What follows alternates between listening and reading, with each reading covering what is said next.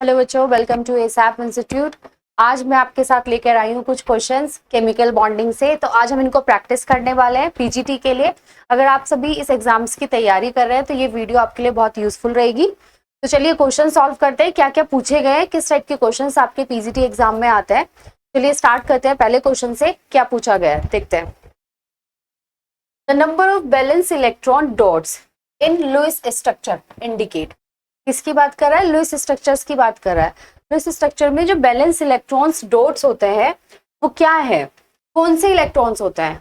अच्छा, इसके लिए आपको ये समझना बहुत जरूरी है कि कोई भी एटम कौन से इलेक्ट्रॉन्स को यूज करता है कोई भी बॉन्ड फॉर्मेशन करने के लिए।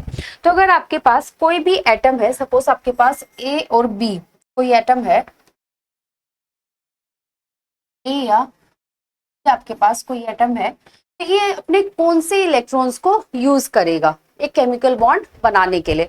तो आपने पीरियोडिक टेबल तो पढ़ा है, आपने पीरियोडिसिटी भी पढ़ा है। वहां पर क्या है कि हम बोलते हैं कि बैलेंस इलेक्ट्रॉन। बैलेंस इलेक्ट्रॉन मतलब कि जो उसके पास अवेलेबल है। अच्छा, एक एटम है, एक एटम के पास अपनी सराउंडिंग में इलेक्ट्रॉन्स घूम रहे हैं, ठीक है। तो कौन से इलेक्ट्रॉन्स पार्टिसिपेट करेंगे? जो उसके आउटर सेल में। कौन से पार्टिसिपेट करेंगे इलेक्ट्रॉन्स? जो उसके आउटर सेल में। क्या कर सकते हैं इसके साथ? शेयरिंग कर सकते हैं। तो वो कौन से इलेक्ट्रॉन थे? आउटर मोस्ट सेल इलेक्ट्रॉन्स कौन से होते हैं? Balance electron. तो लुईस स्ट्रक्चर में भी आपका number of valence electrons in an atom, यहाँ पर उसमें 4 ऑप्शन आपको दिए हैं। पहला दिया है the number of valence electrons in an atom, the number of protons in the nucleus of atom. Protons तो पार्टिसिपेट नहीं करते हैं। प्रोटॉन्स क्या करते हैं? न्यूक्लियस के इलेक्ट्रॉन्स के साथ क्या करते हैं? इंटरेक्शन शो करते हैं। Total number of electrons in an atom, नहीं, सारे नंबर ऑफ इलेक्ट्रॉन्स तो पार्टिसिपेट नहीं करते हैं। इसके बाद total number of electrons and protons of the atom. तो हमारा सिर्फ ऑप्शन कौन सा है?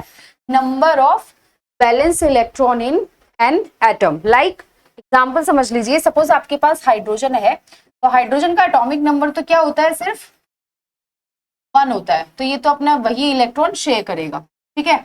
और इसका कॉन्फ़िगरेशन भी क्या होता है? 1s1। अगर हम कार्बन की बात करें, कार्बन का एटॉमिक नंबर होता है 6, लेकिन इसका कॉन्फ़िगरेशन क्या होता है? 1s2 2s2 2p4, ठीक है। तो ये कौन से इलेक्ट्रॉन? 2p2, सॉरी 2p2, ठीक है। ये क्या करेगा? अपने ये बैलेंस इलेक्ट्रॉन, कौन सी सेल है ये? इसकी आउटर मोस्ट सेल। क्या है? Outer most shell. तो कौन सी ऑर्बिटल पार्टिसिपेट करती है? Outer most shell. उसी के इलेक्ट्रॉन्स उसकी बॉन्ड बनाने में पार्टिसिपेट करता है। तो अगर कोई भी एटम्स है, कोई भी 2 एटम्स है, अगर बॉन्ड क्रिएट कर रहे हैं तो that will participate the outer most orbital, outer most shell. तो यहाँ पर भी क्वेश्चन में आपसे यही पूछा गया है कि आपके number of electrons dot in Lewis structures indicate that the number of valence electron in an atom. वो कौन से इलेक्ट्रॉन शो कर रहे हैं Lewis dot structure? Valence electron. जैसे देख लेते हैं,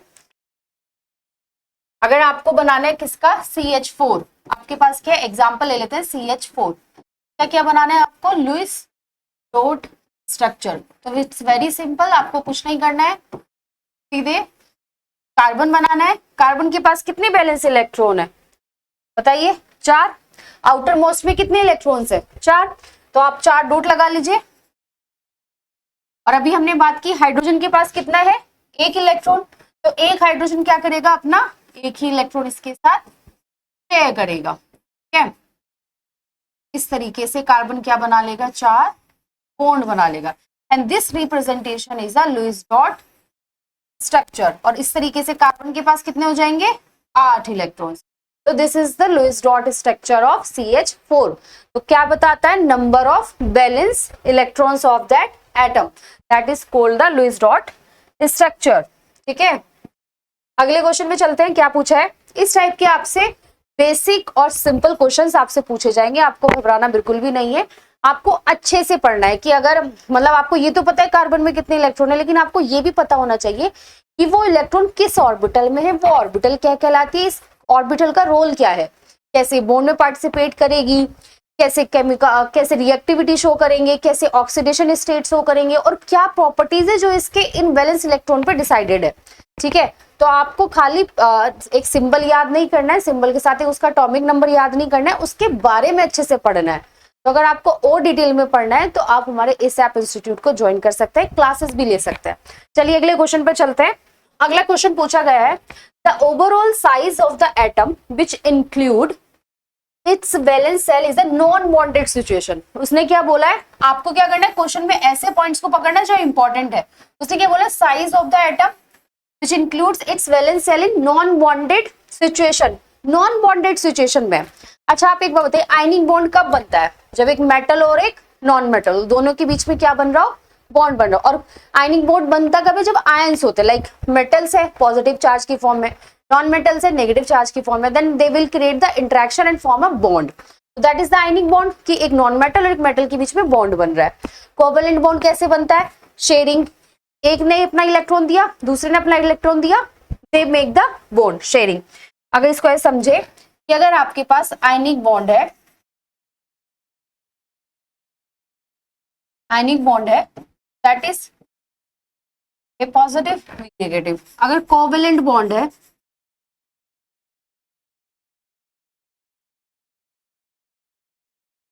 ए ने अपना इलेक्ट्रॉन शेयर किया यहाँ पे, बी ने अपना इलेक्ट्रॉन शेयर किया यहाँ पे, that is form the covalent bond.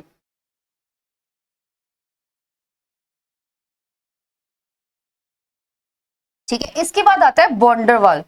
वॉन्डरवाल में क्या होता है, जो वॉन्डरवाल रेडियस है, बॉन्ड रेडियस भी वही है कि half distance of the molecule. क्या होता है कि अगर आपके दो एटम है, दोनों एटम की जो हाफ डिस्टेंस है यहाँ से यहाँ तक के बीच में बनता है, वो क्या कहलाती है, radius, that is covalent bond.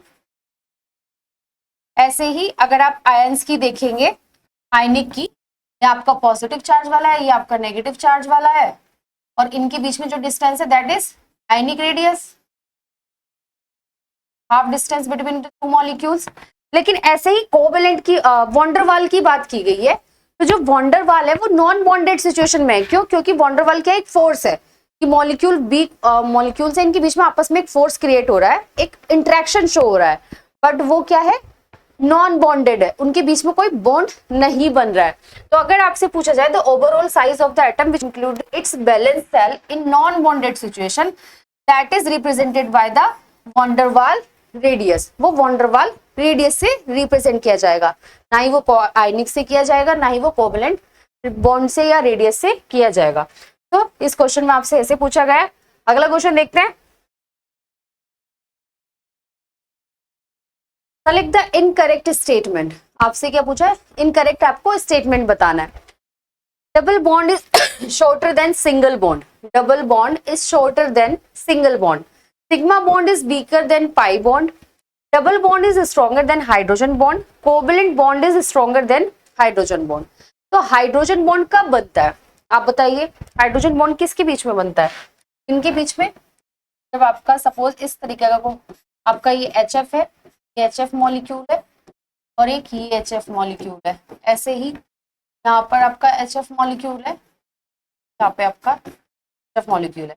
तो ये क्या करेगा, ये मोस्ट इलेक्ट्रोनेगेटिव एटम है, कैसा है, मोस्ट इलेक्ट्रोनेगेटिव एटम। ये क्या करेगा, इसके पास इस हाइड्रोजन के साथ तो बॉन्ड है ही, लेकिन ये क्या करता है, अपने पड़ोसी के हाइड्रोजन को भी इंटरेक्ट करना शुरू कर देता है। क्या करता है, पड़ोसी के हाइड्रोजन को भी इंटरेक्ट करना शुरू कर देता है। That is create the these dotted line called the hydrogen bond. और ये क्या है, इंटरेक्शन है किसके साथ, सराउंडिंग इलेक्ट्रोनेगेटिव एटम के साथ, जिनकी इलेक्ट्रॉन को गेन करने की कैपेसिटी ज्यादा है, जो इलेक्ट्रॉन को दूसरे से इजीली खींच लेते हैं, that is the electronegative atom. तो ये क्या है, यहाँ पर हाइड्रोजन बॉन्ड है। अब उसने हमसे पूछा हुआ है कि double bond is shorter than single bond, double bond आपका सिंगल बॉन्ड से छोटा है या नहीं। तो आप देखिए, अगर आप डबल बॉन्ड बनाएंगे, सपोज आपके पास कार्बन है, ये एक कार्बन है, ठीक है, इसके पास क्या है, सिंगल बॉन्ड है,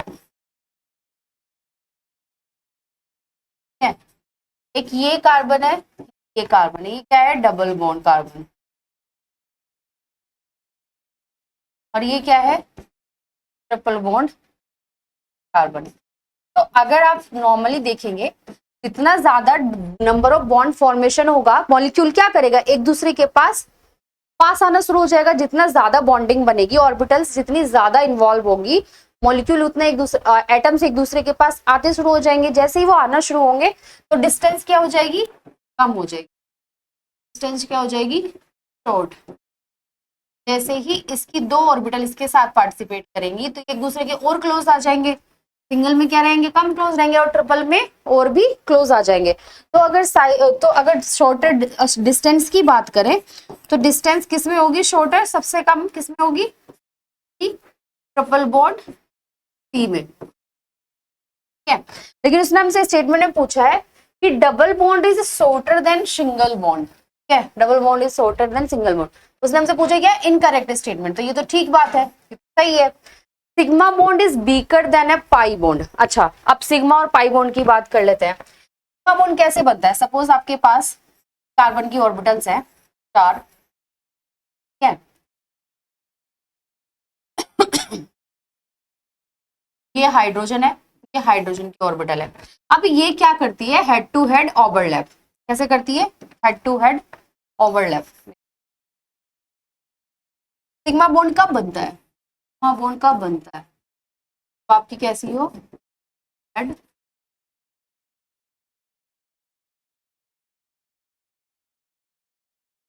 ठीक है। अब कैसा होगा, सपोज ये आपका कार्बन है, कार्बन के पास लूप है, ये हाइड्रोजन है, ये इसकी लूप, ठीक है, और ये इसकी ऐसे लूप, ठीक। ये तो है आपका कैसा, सिग्मा बॉन्ड, क्या है, सिग्मा बॉन्ड। ऑर्बिटल्स कैसी है, हेड टू हेड है और इंटरन्यूक्लियर एक्सिस पे रहे। अगर आपके पास कार्बन ही है, अब इन दोनों का देख लेते हैं, दो कार्बन के बीच में डबल बॉन्ड बनाते हैं, कैसे पाई बॉन्ड बनता है, अगर कार्बन की दोनों ऑर्बिटल्स ने इस तरीके से पार्टिसिपेट किया, that is sigma bond. And जब साइडवेज ओवरलैप होगी, कौन सी होगी, साइडवेज ओवरलैप, क्या बोलते हैं, sideways overlap, that is called pi bonding. क्या कहलाता है वो, पाई बॉन्डिंग। अगर इसकी एंटी बॉन्डिंग भी पार्टिसिपेट करेंगी, जब इसकी तीसरी ऑर्बिटल भी पार्टिसिपेट करेगी, that will make triple bond, that will make triple bond. अगर कार्बन की ये ऑर्बिटल्स भी पार्टिसिपेट करने लगे कहां से या, तो that is the second pi bond, और ये क्या है, फर्स्ट पाई बॉन्ड। तो जब बॉन्ड अगर हेड टू हेड होगा तो ज्यादा स्ट्रॉन्ग होगा, साइडवेज ज्यादा स्ट्रॉन्ग होगा, तो head to head bond is ज्यादा स्ट्रॉन्गर होता है पाई बॉन्ड से। तो यानी कि सिग्मा बॉन्ड जो होता है हमारा स्ट्रॉन्गर होता है पाई बॉन्ड से। तो स्टेटमेंट तो हमारा यही सही हो गया, आंसर तो हमारा यही सही है। नहीं तो पूछा इनकरेक्ट बताना है, तो ऑप्शन तो यही सही है। इसके बाद उसने बोला है double bond is stronger than hydrogen bond, it's true. Covalent bond is stronger than hydrogen bond, that is true, ठीक है, क्योंकि वो क्या बन रहा है, म्यूचुअल शेयरिंग से बन रहा है, तो दैट इज ट्रू। तो अगले क्वेश्चन पर चलते हैं। अगला क्वेश्चन पूछा गया हमसे, आयनिक bond will formed more easily between elements with comparatively. Ionic bond किन के बीच में इजीली बन जाता है, ठीक है। यहाँ पर उसने 4 ऑप्शंस दिए हैं, आयनेशन एनर्जी और इलेक्ट्रॉन एफिनिटी। तो सबसे पहले आपको ये समझना बहुत जरूरी है कि आयनाइजेशन एनर्जी क्या है, ठीक है। तो आपके पास सपोज एक एटम है और इसके इलेक्ट्रॉन आउटर सेल में इलेक्ट्रॉन्स हैं, ठीक है। तो अगर इस एटम की आइसोलेटेड स्टेट, यानी कि इसकी एक तो है आउटर इलेक्ट्रॉन, एक है बैलेंस इलेक्ट्रॉन। तो अगर आपको सपोज ये तो एटम आपका बड़ा है, दोबारा से बनाते हैं, एक मिनट, क्या बोला गया है कि अगर आपके पास एक्स एटम है, अगर हमें इसकी आइसोलेटेड स्टेट से, आइसोलेटेड एटम की स्टेट से इलेक्ट्रॉन्स को निकालना पड़े, लाइक आपके इलेक्ट्रॉन्स हैं और ये न्यूक्लियस है आपका, और इलेक्ट्रॉन्स आपके न्यूक्लियस के पास है, कैसे, न्यूक्लियस के पास है। तो अगर आपको इस इलेक्ट्रॉन को बाहर निकालना पड़े तो आपको क्या लगेगी, अमाउंट ऑफ एनर्जी रिक्वायर्ड होगी,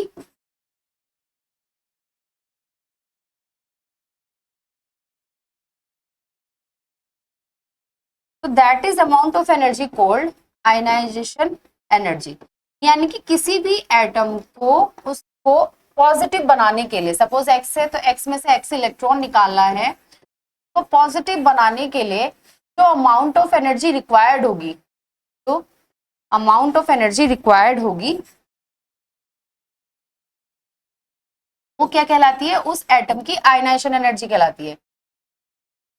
यानी कि हमें उसकी इनर शेल या उसकी आइसोलेटेड स्टेट या उसकी उस आइसोलेटेड एटम की स्टेट से जो अमाउंट ऑफ एनर्जी निकालने के लिए चाहिए इलेक्ट्रॉन को, क्योंकि क्या होता है इलेक्ट्रॉन किसके साथ इंटरेक्शन में रहता है, न्यूक्लियस के साथ। यहाँ पर क्या है, पॉजिटिव चार्ज, तो ये न्यूक्लियस किसके साथ, इनके पॉजिटिव के साथ क्या करते हैं, इंटरेक्शन शो करता है।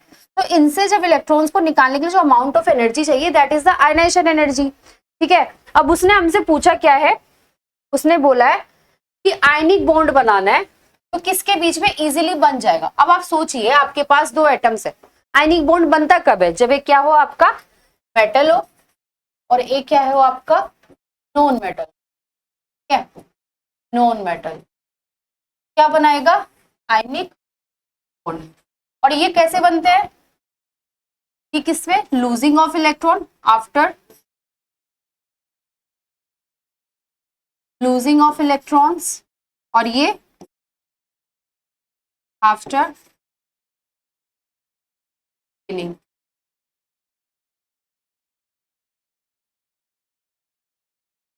मतलब metal has capability to lose the electrons and non metal has the capability to gain the electron.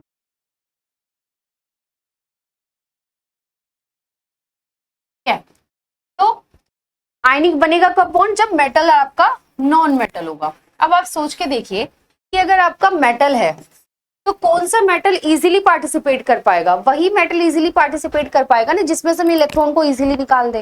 अब आपके पास दो एटम है, यहाँ पर एक एटम है ये ए, मैंने मान लिया एक्स, ये पॉजिटिव न्यूक्लियस है इसका, एक यहाँ पे इलेक्ट्रॉन है। ठीक है, और ये और एक है ये एटम वाई, भी न्यूक्लियस है ये चारों तरफ, और इसके चारों तरफ इलेक्ट्रॉन रिवॉल्व कर रहे हैं। ये एक इलेक्ट्रॉन यहाँ है। अब ये बताइए किसमें से इजीली आप इलेक्ट्रॉन निकाल पाएंगे। आप सोच के देखिए कि जो ये जो न्यूक्लियस है इसने इलेक्ट्रॉन्स को अपने पास बाउंड करके रखा है अट्रैक्शन से, नेगेटिव ने पॉजिटिव को अपनी तरफ खींच के रखा है। अगर ये न्यूक्लियस के क्लोज है, क्या है, न्यूक्लियस के क्लोज है,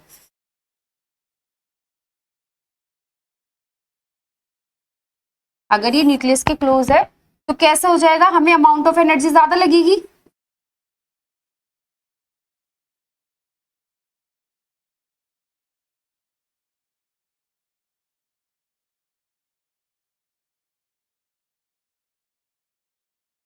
अगर ये न्यूक्लियस से डिस्टेंस पे है, क्या है कि डिस्टेंस क्या है, ज्यादा है, यानी कि डी एक्स हमारा क्या है, कम है, और जो डी वाई है ये हमारा क्या है, ज्यादा है। तो यहाँ पर अमाउंट ऑफ एनर्जी कम लगेगी, क्यों, क्योंकि न्यूक्लियस से आउटर शेल में है, न्यूक्लियस से इंटरेक्शन भी कम है, तो क्या लगेगी, एनर्जी हमारी कम लगेगी।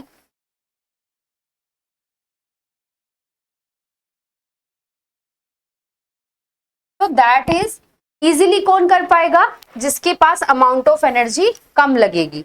तो मेटल की जो आयनाइजेशन एनर्जी है वो कैसी होनी चाहिए, should be low, ionization energy should be लो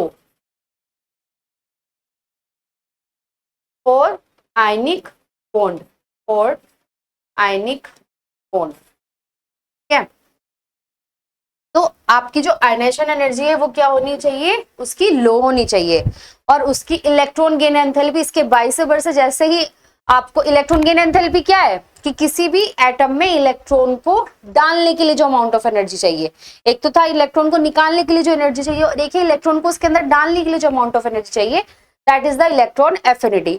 अब जिसकी इलेक्ट्रॉन एफिनिटी ज्यादा होगी वो क्या करेगा, वही तो इजीली बॉन्ड बनाएगा, वो उससे इजीली निकाल लेगा। उसकी लो आयनाइजेशन एनर्जी है यानी कि वो इजीली बाहर देगा, और दूसरा वाला इलेक्ट्रॉन का इतना लेवल होगा वो उसके इलेक्ट्रॉन को इजीली खींच लेगा।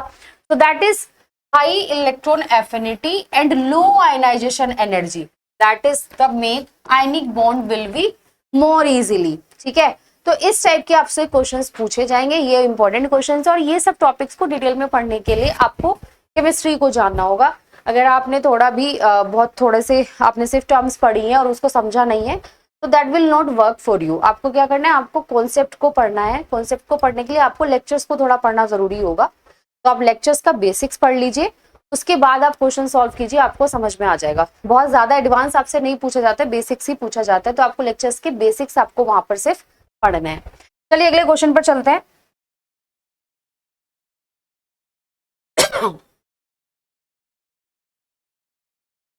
अगला क्वेश्चन पूछा है the formation of positive and negative ions involve. Formation of positive and negative ions involve, same ही तो क्वेश्चन है, जस्ट अभी तो यही बात ही कि अगर पॉजिटिव है तो फॉर्मेशन ऑफ पॉजिटिव आयन क्या होगा, removal and addition of electrons from the neutral atoms respectively, ionization enthalpy and electron gain enthalpy respectively. अभी ये इलेक्ट्रॉन एफिनिटी और electron gain enthalpy are the बहुत सिमिलर कंडीशंस। सेम यही बात है कि इलेक्ट्रॉन को लेने की कैपेबिलिटी और इलेक्ट्रॉन को रिमूव करने की कैपेबिलिटी, ठीक है। तो फॉर्मेशन ऑफ पॉजिटिव, तो उसने क्या पूछा, ये आपको दो स्टेटमेंट दिए, removal and addition of electrons from neutral atoms respectively, ठीक है। अगर हम एटम से इलेक्ट्रॉन को रिमूव करेंगे तो पॉजिटिव चार्ज बनेगा, अगर हम एटम में इलेक्ट्रॉन को ऐड करेंगे तो नेगेटिव चार्ज बनेगा।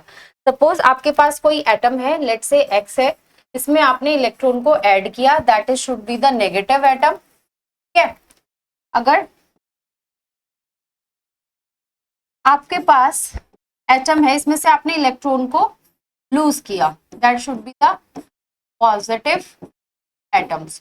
So it is the condition of gaining of electron, it is the condition of losing electron, ठीक है। उसके बाद उसने क्या बोला, ionisation enthalpy, electron gain enthalpy respectively. तो removal of electron from the atom is ionisation enthalpy, addition of electron from the atom is electron gain enthalpy. तो that is both statements are correct, तो answer should be the fourth, यानी कि enthalpy क्या है, electrons को remove करने वाली capacity, और गेन एंथैल्पी क्या है, इलेक्ट्रॉन को ऐड करने वाली कैपेसिटी। तो इस टाइप्स के आपसे क्वेश्चंस पूछे जाने हैं, आपको बिल्कुल भी घबराना नहीं, अच्छे से डिटेल्स में इनको पढ़ना है। नेक्स्ट क्वेश्चन पर चलते हैं। नेक्स्ट क्वेश्चन में पूछा है which of the following ions has the maximum polarizing power, किस आयन की पोलराइजिंग पावर ज्यादा है। अब यहाँ पर क्या है, केटायन है कि एनायन है, तो हमारे पास सारे केटायंस है। अब आप ये समझिए कि अगर किसी को पोलराइजिंग पावर कैसे जानेंगे, पोलराइजिंग पावर जानेंगे उसके चार्ज से। सपोज अगर आपके पास मोर पॉजिटिव चार्ज है, ठीक है, सपोज उसने हमें ऑप्शंस दिए हैं, हमें दिए हैं यहाँ पर 4 options, sodium positive, calcium 2 positive, Mg2 positive and Al3 positive. इसका एक बहुत शॉर्ट ट्रिक तो यही है कि जितना number of maximum positive charge होगा, positive charge that shows higher polarising power. Polarising power क्या है कि जो आयन को, अच्छा एक बात समझ के देखिए, एक नेगेटिव आयन है, इसको ऐसे कहानी से समझ लेते हैं, एक नेगेटिव आयन है, क्या है आपका नेगेटिव आयन, ठीक है। अब यहाँ पर क्या है, आपका एक पॉजिटिव एटम है, ठीक। तो आप ये सोच के देखिए कि जितना ज्यादा ये पॉजिटिव होगा, उतना ज्यादा ही क्या करेगा, इस नेगेटिव को अपनी तरफ अट्रैक्ट करेगा, और अट्रैक्ट करने पर क्या करेगा, इसकी शेप को चेंज कर देगा, यानी कि नेगेटिव को अपनी तरफ खींचेगा तो कुछ इस टाइप से ये दिखने लगेगा, ठीक है। ये नेगेटिव इधर आने शुरू होगा और पॉजिटिव के साथ बॉन्ड बनाने शुरू होगा, ठीक है। तो जितना ज्यादा पॉजिटिव होगा वो उतना ही ज्यादा इजीली नेगेटिव को अपनी तरफ खींच पाएगा। अगर कम पॉजिटिव है तो नेगेटिव को खींचने की कैपेबिलिटी तो उसके पास भी है, और अगर हम कंपेयर कर रहे हैं तो फिर जिसके पास जितने ज्यादा नंबर ऑफ पॉजिटिव चार्ज होंगे वो नेगेटिव को उतनी जल्दी पोलराइज कर लेगा। ये बेसिकली एक पोलराइजिंग रूल है जो आपको पढ़ना है, लेकिन यहाँ पर सिर्फ हम क्वेश्चंस कर रहे हैं सॉल्व, तो क्वेश्चंस के हिसाब से चलते हैं। अगर आपको बहुत डिटेल में इसको पढ़ना है तो आप हमारे कोर्स को ज्वाइन कर सकते हैं केमिस्ट्री के एसआईएफ इंस्टीट्यूट के। तो यहाँ पर उसने यही पूछा कि which of the following ions has the maximum polarizing power. तो अगर मैक्सिमम पोलराइजिंग पावर है तो इसके लिए आप ये नोट कर लीजिए, the number of maximum positive charge और नेगेटिव चार्ज। नेगेटिव चार्ज के लिए भी सेम कंडीशन है, उसमें पॉजिटिव पे पूछा है, नेगेटिव पे पूछ सकता है, तो क्या हो जाएगा, वो शो करेगा हायर पोलराइजिंग पावर। तो answer should be the aluminium +3, तो सबसे ज्यादा चार्ज किस पर है? एल्यूमिनियम पर, स्टील पे, और साइज भी कैसा हो जाएगा? छोटा हो जाएगा। अगले क्वेश्चन में पूछा है the decreasing order of the repulsive interaction of the electron pair is, decreasing order पूछा है। अब आपसे यहाँ पे इनका क्या बताया? लोन पेयर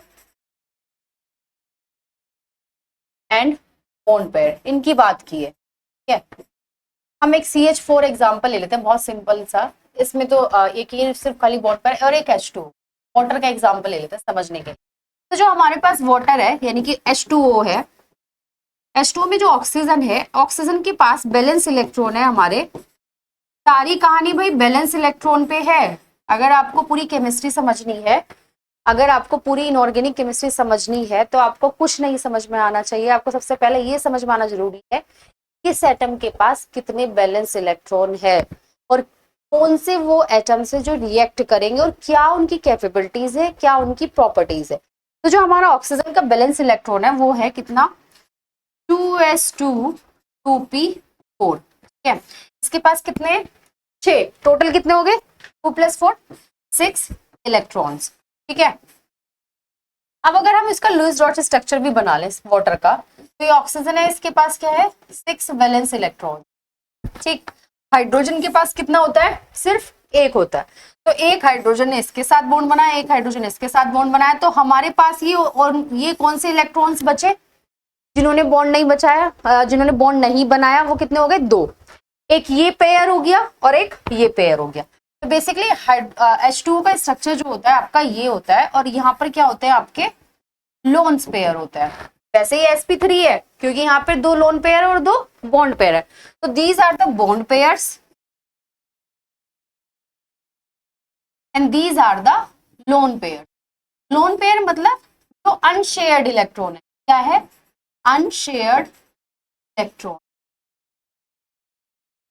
और बॉन्ड पेयर मतलब जो शेयर्ड इलेक्ट्रॉन्स है। क्या है? Shared electron.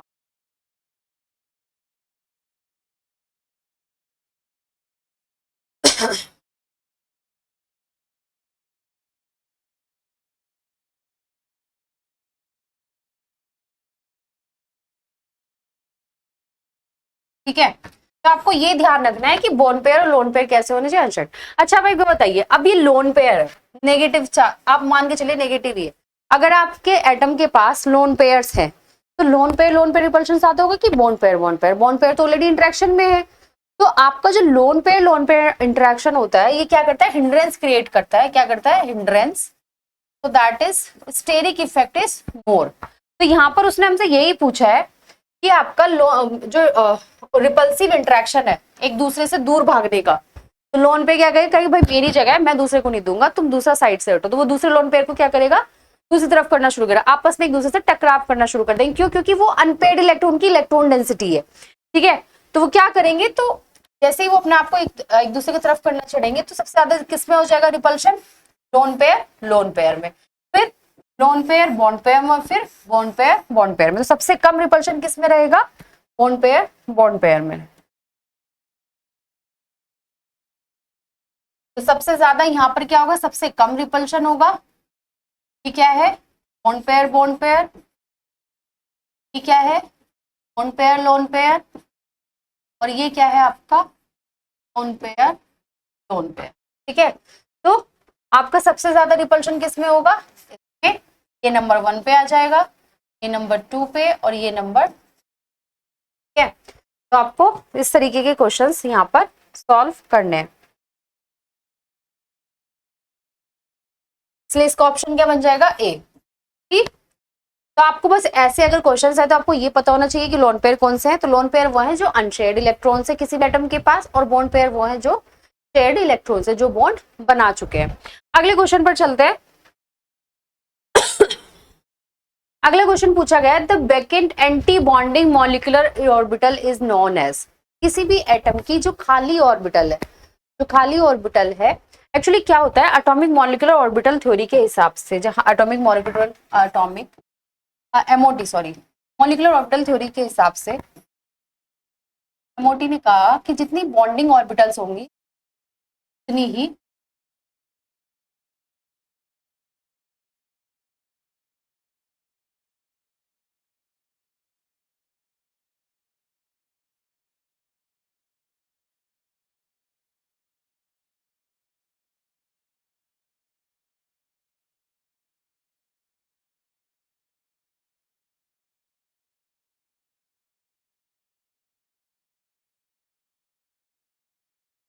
है। अब ये फिल कैसी होती है, जिस एटम में जितने नंबर ऑफ इलेक्ट्रॉन्स होते हैं वो उन ऑर्बिटल्स में फिल करना शुरू कर देते हैं। अब उसने यही पूछा है, उसने बोला है कि जो आपकी बॉन्डिंग ऑर्बिटल्स है, यहाँ पर दो टाइप की आपकी ऑर्बिटल्स हैं, एक है आपकी बॉन्डिंग ऑर्बिटल्स और एक है आपकी एंटी बॉन्डिंग ऑर्बिटल्स। ठीक है, जो बॉन्डिंग ऑर्बिटल्स है वो क्या है, highest occupied molecular orbital, highest occupied molecular orbital, that is called HOMO. ठीक है, HHM, होमो। ठीक है, अगर आपकी एंटी बॉन्डिंग ऑर्बिटल है, क्या है, एंटी बॉन्डिंग ऑर्बिटल, बेसिकली ये जो ऑर्बिटल्स हैं, ये जो डिसाइड की गई है, ये इनकी ऑर्बिटल्स की शेप से डिसाइड की गई है, प्लेन्स और नोडल प्लेन्स, इन सब के बेसिस पे। तो ये एक बहुत बड़ा अच्छा खासा टॉपिक है, इसको पढ़ने के लिए आपको ऐप के अंदर जाना पड़ेगा और आप वहां पर जाएंगे तो इनके बारे में बहुत डिटेल्स में पढ़ लेंगे। अगर आपको इसको समझना भी था, कमेंट बॉक्स में मेंशन कर दीजिए कि आपको इन टॉपिक्स के लेक्चर्स चाहिए, तो वो भी हम अपलोड कर सकते हैं। तो एंटी बॉन्डिंग मॉलिक्यूलर ऑर्बिटल जो है, इसको बोलते हैं lowest unoccupied, unoccupied molecular orbital. Unoccupied मतलब जिसमें ऑर्बिटल में इलेक्ट्रॉन्स नहीं है, क्या है, इलेक्ट्रॉन्स नहीं है, that is an orbital is called the LUMO. अब इसको इसको क्या बोलते हैं, LUMO, दैट इज ल्यूमो। तो उसने अभी आपसे एक क्वेश्चन में ये भी पूछ रखा है कि वैकेंट एंटी बॉन्डिंग ऑर्बिटल, अगर वो वैकेंट नहीं भी लिखता तो वो लिख देता कि ये जो एंटी बॉन्डिंग ऑर्बिटल है लोएस्ट, तो कौन सी होगी, तो वो क्या होगी, लूमो होगी। क्या होगी, lowest unoccupied molecular orbital, that is called the LUMOs, not की होमो। तो होमो क्या है, आपकी बॉन्डिंग ऑर्बिटल है। बॉन्डिंग ऑर्बिटल मतलब ऑक्यूपाइड ऑर्बिटल है, वहां पर क्या है, नंबर ऑफ इलेक्ट्रॉन्स प्रेजेंट है। ठीक है, अगले क्वेश्चन पर चलते हैं।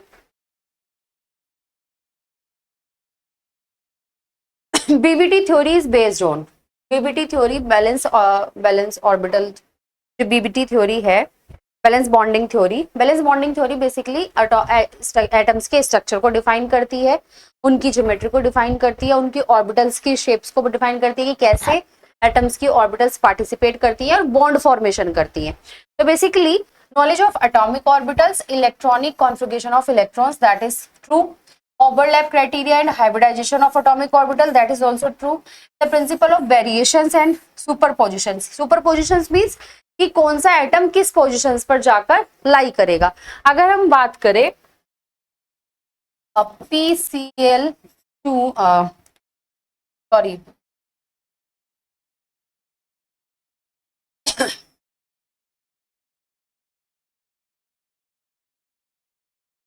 F, हमने ये ले लिया, ठीक है, या ऐसे ले लो इसको, ये ऐसे एग्जाम्पल आपसे पूछे जाएंगे, PFH, आपने ये ले लिया P2H, ये हमारे पास लाइक फॉस्फोरस है, अरे यार गलत एग्जाम्पल,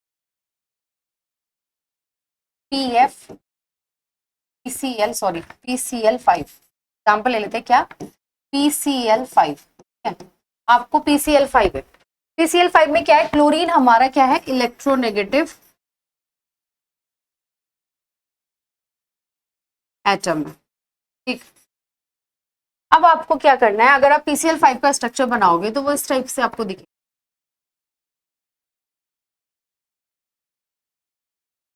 इस तरीके से ही फ्लोरीन का भी आपको ऐसे ही स्ट्रक्चर मिलेगा। फ्लोरीन कहां पर होगा, जो इलेक्ट्रोनेगेटिव एटम है, जैसे फ्लोरीन हो गया, क्लोरीन हो गया, ब्रोमीन हो गया, आयोडीन हो गया, ये सारे क्या है आपके इलेक्ट्रोनेगेटिव एटम। ये सुपर पोजिशन ये डिफाइन जो की गई है वो इस कि जो एटम्स है, मोस्ट इलेक्ट्रोनेगेटिव एटम्स, उनकी एक स्पेसिफिक पोजीशन है।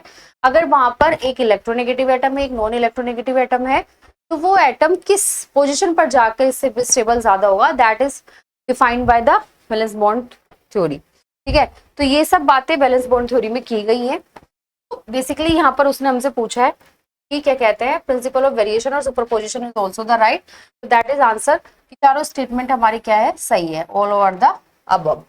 अगले क्वेश्चन में चलते हैं, which of the following has trigonal bipyramidal geometry with bond angle 102 and 90 degree. यहाँ पर उसने हमें 4 मॉलिक्यूल दिए हैं, 4 मॉलिक्यूल दिए। तो सबसे पहले BF3 की बात कर लेते हैं। BF3 उसने हमें दिया है, BF3 मतलब बोरोन एटम। बोरोन एटम का जो बैलेंस इलेक्ट्रॉन है कितना है 2s2 2p1, यानी कि टोटल कितने इलेक्ट्रॉन है 3 इलेक्ट्रॉन। तो बोरोन कितने बॉन्ड बनाएगा 3 बॉन्ड बनाएगा विथ क्लोरीन, यानी कि इसकी जो ज्योमेट्री है वो क्या है ट्राइगोनल प्लेनर। क्या है ट्राइगोनल प्लेनर, ठीक है। अगर हम CH4 की बात करें, CH4 में कार्बन का बैलेंस इलेक्ट्रॉन कितना है 2s2 2, यानी कि टोटल 4 इलेक्ट्रॉन है। क्या करेगा हर कार्बन अपने चारों इलेक्ट्रॉन एक एक हाइड्रोजन के साथ शेयर कर लेगा। दैट इज 4 बॉन्ड है टेट्राहेड्रल। क्या है टेट्राहेड्रल, ठीक है। अगर हम बात करें PCl5 की, PCl5 जैसे अभी मैंने पहले भी बनाया था। PCl5 में क्या है कि फॉस्फोरस के पास 3s2 3p3, यानी कि टोटल 5 इलेक्ट्रॉन है। तो फॉस्फोरस क्या करेगा पांचों क्लोरीन के साथ अपना एक एक बॉन्ड शेयर कर लेगा और बॉन्ड बना देगा। तो that is the trigonal bipyramidal geometry. क्या है आपका ट्राइगोनल, और ये क्या है अबव एंड ये क्या है बिलो। ट्राइगोनल बाइपिरामिडल, यानी कि 2 बाइपिरामिडल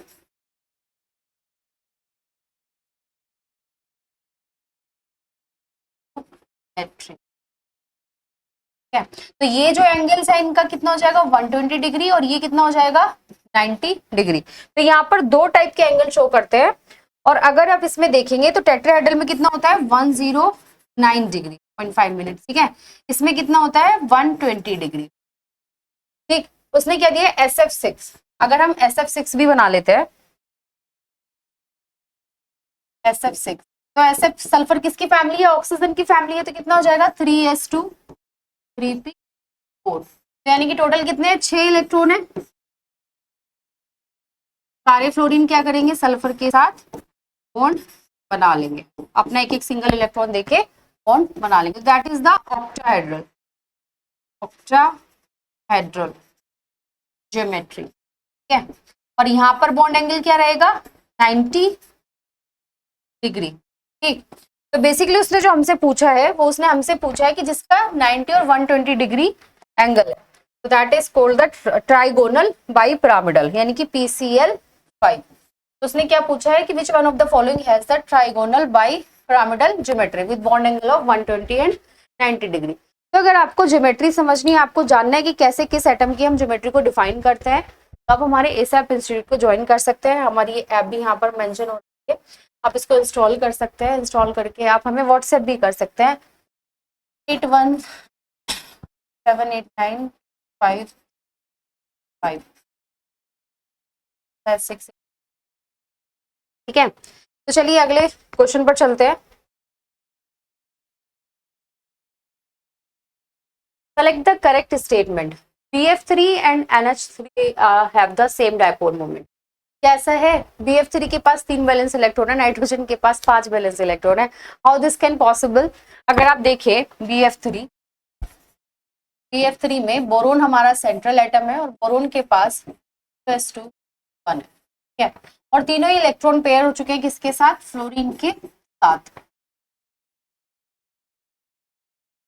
ऐसे ही NH3 की अगर हम बात करें तो नाइट्रोजन है, नाइट्रोजन के पास कितने होते हैं 2s2 5 इलेक्ट्रॉन, ठीक है। ये हाइड्रोजन और एक ही हाइड्रोजन और ये हाइड्रोजन, एक क्या है लॉन पेयर ऑफ इलेक्ट्रॉन है। तो क्या इनका डायपोल मोमेंट सेम होगा। इसकी इलेक्ट्रोनेगेटिविटी है, इसका डायपोल मोमेंट है, और इनका क्या है इसका डायपोल मोमेंट सेम होगा। नो, नहीं होगा। अगला डायपोल मोमेंट क्या होता है कि distance between the electropositive atom to the electronegative atom, की इलेक्ट्रॉन क्लाउड किस तरफ जा रहा है, जो उसके बीच में जो डिस्टेंस है, जो चार्ज के बीच में जो सेपरेशन है डिस्टेंस है, that is the dipole moment. इसके बाद BF3 molecule has a planar structure. नहीं, BF3 has trigonal planar structure. अभी हमने लास्ट क्वेश्चन में पढ़ा भी था BF3 का ट्राइगोनल प्लेनर स्ट्रक्चर होता है और NH3 का टेट्राहेड्रल होता है, और शेप कैसी होती है पिरामिडल होती है। तो that is true, but this is also not so. ये भी सही नहीं है, ये भी सही नहीं है, और क्या बोला है dipole moment of NH3 is smaller than BF3। नहीं, BF3 का डायपोल मोमेंट कम है, NH3 का डायपोल मोमेंट ज्यादा है, क्योंकि वहां पर क्या है, लोन पेयर ऑफ इलेक्ट्रॉन्स का पार्टिसिपेशन आ रहा है। The nitrogen atom has unshared pair of electrons, that is true, while the boron atom has a free valence orbital. या बोरोन के पास क्या है, खाली p ऑर्बिटल्स है। तो this statement is correct, right, according to NH3 और BF3 nitrogen atom has shared pair of electrons, जबकि boron atom has the vacant orbital. ठीक है, तो इस टाइप के आपसे क्वेश्चंस पूछे जाएंगे, आपको सिंपल इनके बारे में पढ़ना है। इसके बाद पूछा है why do the deviation occurs from idealized shape of H2O and NH3। actually H2O और NH3 में क्या होता है, H2O is also the tetrahedral,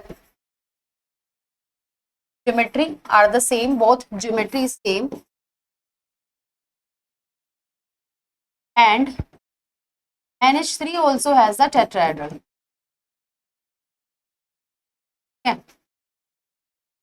but यहाँ पर क्या है, उसने क्या पूछा है कि why do the deviation occurs, इन दोनों में डेविएशन क्यों ओकर हुए आइडलाइज शेप में। इनका टेट्राहेड्रल है, इनका क्या है, टेट्राहेड्रल है, और शेप कैसी है, वी शेप है, कैसी है, वी शेप, और इनकी क्या है, पिरामिडल। तो ये हुआ क्यों, इसकी वजह से हुआ होगा, आप सोच के देखो। यहाँ पर जो ऑक्सीजन है, इसके पास कितने नंबर ऑफ लोन पेयर है, 2, और इसके पास कितने हैं, नंबर ऑफ लोन पेयर 1। यहाँ पर क्या है, नंबर ऑफ बॉन्ड पेयर ज्यादा है, और यहाँ पर नंबर ऑफ लोन पेयर ज्यादा है। तो क्या हुआ होगा, यहाँ पर उसने क्या दिया reason, due to the same hybridization. Hybridization भी दोनों की देख लेते हैं। हाइब्रिडाइजेशन क्या है, इसकी भी sp3 है, इसकी भी क्या है, sp3, that is the hybridisation. तो ये तो दोनों की सेम है, हाइब्रिडाइजेशन की वजह से तो ये नहीं हुआ है, due to different hybridization, that is wrong. Due to repulsion effect, या रिपल्शन इफेक्ट विल क्रिएट, ये भी हमने बताया भी था कि जैसे जैसे नंबर ऑफ लोन पेयर्स बढ़ते हैं तो रिपल्शन इफेक्ट क्या हो जाता है, इंक्रीज हो जाता है। लोन पेयर से भी होता है, बट आपका क्या होता है, जब साइज एटम्स का, सराउंडिंग एटम्स का साइज बड़ा हो, that then they will create the repulsion. But जब आपके सराउंडिंग एटम्स का साइज ही छोटा है, हाइड्रोजन है छोटा साइज है, तो that will not create the repulsion. So that is none of the above, भी नहीं है, ये भी नहीं है। So that is answer will be the third, due to repulsion effect। Deviation किसकी वजह से इफेक्ट आकर होता है, रिपल्शन इफेक्ट की वजह से। अगले क्वेश्चन पर चलते हैं। Which of these molecules have non-bonding electron pair on central atom? Non-bonding electron pair on central atom। अब आपको यहाँ पर नॉन बॉन्डिंग इलेक्ट्रॉन निकालना है, इसमें SO2, SF4, ICl3। तो ये आपका होमवर्क रहेगा, ये आपको खुद से करना है एक क्वेश्चन, और इसको अगर आप कर लें तो बताना, मैं आंसर बता दूंगी। ठीक है, अगले क्वेश्चन पर चलते हैं। Which species has the same shape as NO3 negative ion? ठीक है, NO3 negative ions के जैसे किसकी सेम शेप है। ये दोनों क्वेश्चंस आपके लिए होमवर्क में रहेंगे, आप कीजिए। अगर आप नहीं करते तो आप कमेंट में मेंशन कीजिएगा, मैं अगली क्लास में इनको शेयर कर लूंगी। चलिए मिलते हैं अगले क्वेश्चंस के साथ, तो तब तक के लिए टाटा बाय बाय।